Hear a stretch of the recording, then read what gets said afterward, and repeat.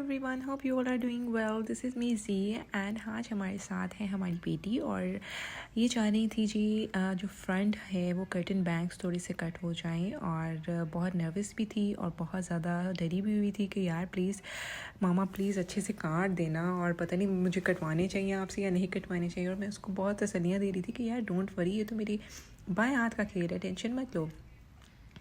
तो बस यहाँ पर मैं आइडिया लगा रही थी, आइडलाइज़ कर रही थी कि मुझे कितने बाल जो हैं वो इसके लेने हैं और कितने नहीं, बिकॉज़ ये बहुत थिन लेयरिंग चाह रही थी कर्टन बैंग्स की, बहुत ज़्यादा हैवी कटिंग आगे से नहीं चाह रही थी सेक्शंस की। तो मैं जस्ट उसको बता रही थी कि यार आई नो, लेकिन आजकल के बच्चे ना बस समझते हैं कि हमें सब पता है और पेरेंट्स को कुछ भी नहीं पता। तो बस यही हमारी बहस चल रही थी कि कितने बाल लेने और कितने नहीं। लेकिन आप लोग भी जब भी फ्रंटल बैंग्स काटो तो मेक श्योर कि जितने बाल आपको लेने हैं उतने ही सेक्शन के अंदर लें। और यहाँ पर जस्ट मैं विदाउट कॉम आइडलाइज़ कर रही थी कि कितने बाल इसको चाहिए, लाइक इस बच्चे के जहन में क्या है, कितनी उसको फ्रंटल जो है वो लेंथ चाहिए और कितने उसको बाल हैवी चाहिए आगे से। तो बस यहाँ पर मैंने आइडिया तो कर लिया था कि कितने चाहिए हैं, लेकिन फिर हमने इसको अच्छे से डिफ़ाइन किया अपनी टेल कॉम के साथ। कटिंग में tail comb is very very much important. तो बस जी ये हमारा बाल जो है वो निकल आए थे और जो पीछे के बाल हैं उनको अच्छे से हमने बाइंड करना है। यहाँ पर आप देखो कि ये जितने बाल मैंने लिए थे ये भी इसको थोड़े ज़्यादा लग रहे थे। फिर मैंने कॉम लिया और कॉम के साथ इवन जो है वो आपको ना एक बहुत अच्छी आइडिया मिल जाता है कि आपने कितने बाल लेने हैं और कितने आपने छोड़ने हैं, बोथ ऑफ द साइड्स, ठीक है। तो बस यहाँ पर हमने टेल कॉम के साथ इसको अच्छे से जो है वो ये देखें आप कितनी अच्छी लाइन बन जाती है, कोई भी बाल आगे पीछे नहीं रहता और सारे एक सीक्वेंस में आ जाते हैं। तो always use tail comb. But बच्चों की जो सेटिस्फेक्शन है वो भी बहुत ज़रूरी है कि उनके माइंड में क्या चल रहा है और क्या हम उनके आइडिया के करीब करीब पहुंच गए हैं या नहीं। तो यहाँ पर अच्छा, कर्टन बैंग्स काटना बहुत ही इजी है, इसमें कोई हार्ड एंड फास्ट रूल नहीं है कि आपने इसको इस तरह से काटना है या उस तरह से काटना है। जस्ट आपने सेक्शन अच्छे से लेने हैं और फिर मैं आपको गाइड कर देती हूँ कि किस तरह से आपने जो है वो इसको कट करना है। मेक श्योर कि जो आपके सेक्शन है वो इक्वल हों, वो कोई दोनों तरफ से जो है वो बिल्कुल बराबर होने चाहिए। कोई भी उसमें ये ना हो कि एक तरफ वाली साइड आपकी हैवी है, फिर वो जो आपकी एक लुक है ना वो नहीं आती।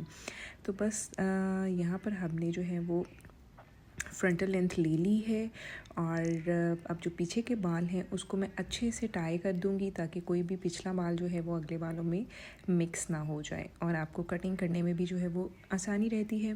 और इस तरह से हमने बाल टाई करके यहाँ पर अगले बाल ले लिए हैं।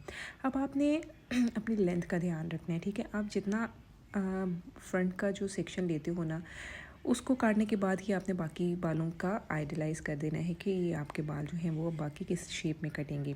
But the thing is very much important step जो है वो यही है कि जो आपने फ्रंटल लेयर लेनी है उसकी लेंथ क्या रखनी है। अच्छा, ऑलवेज़ आपको ये भी बता दूँ कि जो आपने लेंथ रखनी होती है ना एग्जैक्ट, उससे आप 1 इंच या आधा इंच नीचे रख के काटें तो फिर आपकी जो है वो लेंथ बहुत अच्छी रहती है। क्योंकि जब आप बाल काटते हो ना तो बाल थोड़े से आपके हाई हो जाते हैं, ठीक है।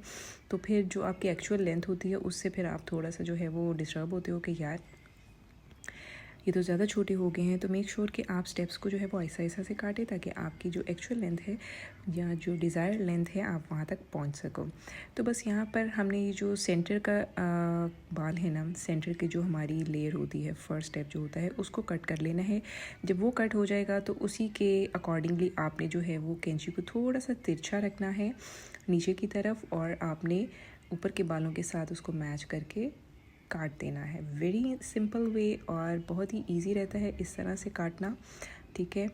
और इस तरह से आपकी जो लेयरिंग है ना, जो बैंग्स की लेयरिंग है वो बहुत अच्छे से आती है। आप देख सकते हो कि जो स्लोप शेप में हमने थोड़ा सा इसको काटना है, इस तरह से हम इसको भी काट देंगे according to the front length, ठीक है। जो हमने फ्रंट फ्लिक को काटा था उसी की शेप में रखते हुए हमने इसको थोड़ा सा तिरछा करके बस काट देना है। तो फिर आपका ये होगा कि जो बैंग्स की लुक है वो बड़ी अमेजिंग आती है।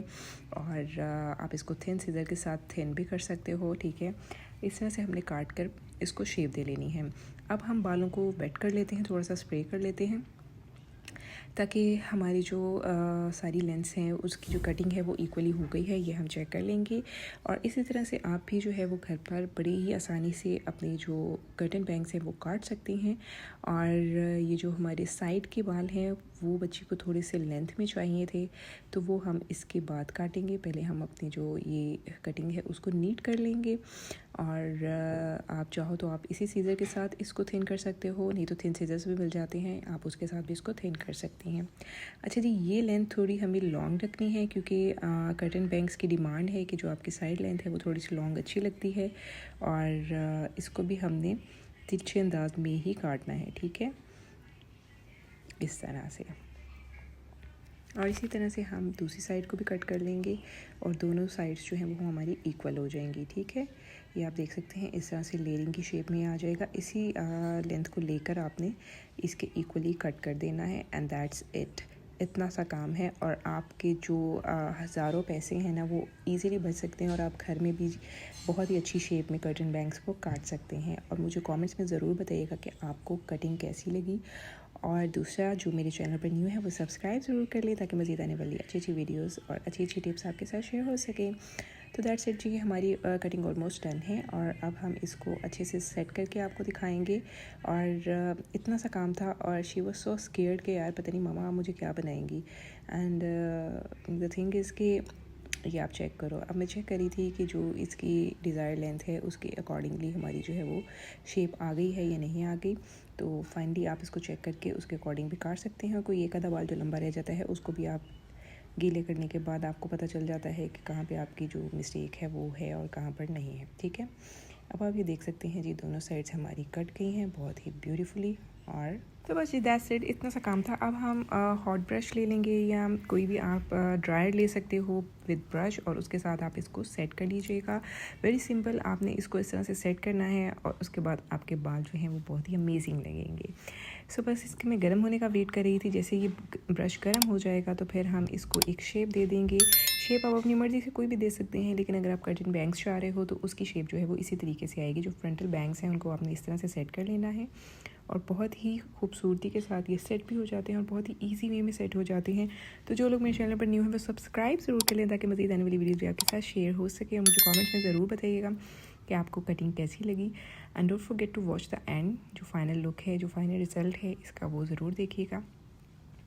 तो बस इस तरह से आपने इसको इन्वर्ट्स कर लेना है ड्राई, और फिर आपकी जो बैंग्स हैं वो कहीं भी नहीं जाएंगे और सारा दिन इसी तरीके से सेट रहेंगे। सो ये बहुत कन्वीनियंट है एयर ब्रश। आप इसको यूज़ कर सकते हो एज अ ड्रायर, और जो आपकी ब्रश पकड़ने की और ड्रायर पकड़ने की डिफरेंट हाथों में जो है वो प्रॉब्लम भी सॉल्व हो जाएगी और इजीली आप जो है वो अपनी डिज़ायर हेयर स्टाइल ले सकते हैं।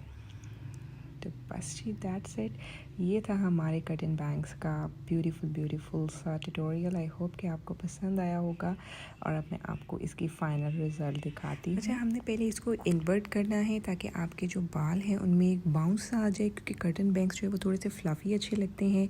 तो पहले आपने इसको इनवर्ट ड्राई करना है एंड देन आप इसको आउटवर्ड्स, जैसे कि आप देख रहे हैं कि हमने ब्रश को आउटवर्ड्स यूज़ किया है, इसी तरह से हम इस साइड से भी कर लेंगे। पहले हमने इन्वर्ट किया एंड देन हम इसको आउटवर्ड सेट करेंगे। And look at the, oh my God, इतने खूबसूरत लग रहे थे, बिल्कुल उसकी डिमांड के अकॉर्डिंग थे। सो मिलेंगे अगले ट्यूटोरियल में। टेक केयर एवरीवन, अल्लाह हाफ़िज़।